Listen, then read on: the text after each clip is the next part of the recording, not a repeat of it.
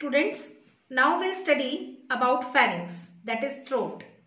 So first we have studied the buccal cavity, then the things present in the buccal cavity, that is tongue, palate, teeth. Now the food from buccal cavity moves to the pharynx. Food from the buccal cavity moves to the pharynx. Pharynx is the common passage for food and air. Pharynx is the common passage for food and air. Note one point, that pharynx consists of three parts: oropharynx, nasopharynx and laryngopharynx. But these divisions are only physiological, means according to the function we have divided pharynx into three parts: oropharynx, nasopharynx and laryngopharynx. But these divisions are not anatomical. God has not produced any structure to separate these three parts. We have divided pharynx into three parts on the basis of function. So oropharynx, nasopharynx and laryngopharynx are the three parts which are present in the pharynx. Pharynx means throat. Pharynx is the common passage for food and air. Point to be noted here is, pharynx do not have any anatomical division, only physiological division is there.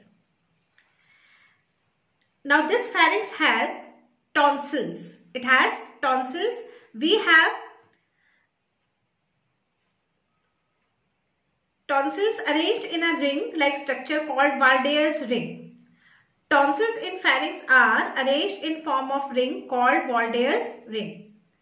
So here we have pharyngeal tonsils. Eustachian tube. This tube, eustachian tube, is present in ENT. In ear, nose and throat system, it connects the middle ear to the throat.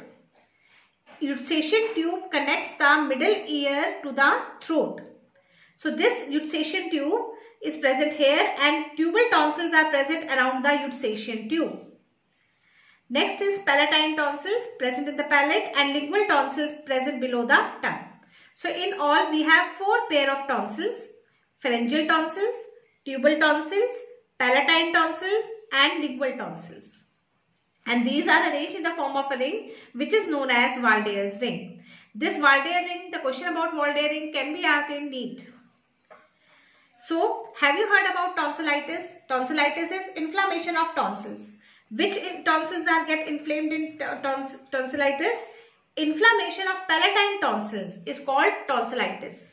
Inflammation of palatine tonsils is called tonsillitis.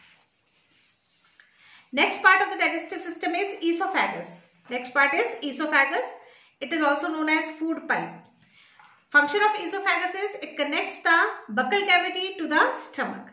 It connects the buccal cavity to stomach. Food moves through the esophagus through peristalsis. What is peristalsis? Alternate contraction and relaxation of the muscles is known as peristalsis. So, esophagus connects the mouth to the buccal cavity to the stomach.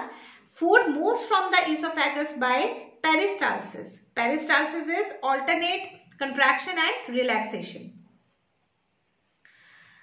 The food which is mixed with saliva in the buccal cavity, it is turned into bolus. That food is known as bolus. Food plus saliva plus small amount of water, that forms the bolus. So, bolus moves from the esophagus through peristalsis. Lining of this esophagus has many mucus glands. Lining of the esophagus has many mucus glands which lubricates the passage of the food. Otherwise friction will be generated and esophagus will get damaged. So the esophagus has many mucus glands which lubricates the passage of the food. Now children, you will study two types of openings here. One which is controlled by sphincter and the other which is controlled by valve. What is sphincter? Sphincter is a type of muscles which contract to close a particular opening. Sphincter are present around a ring-like opening. With these muscles, sphincter muscles, when contract, they close the opening and they restrict the passage of the things.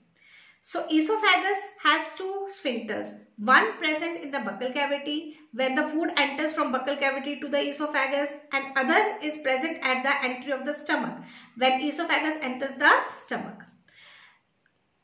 So when upper esophageal sphincter, which is present between buccal cavity and esophagus, relaxes, means the sphincter opens, then the food from mouth cavity enters the esophagus.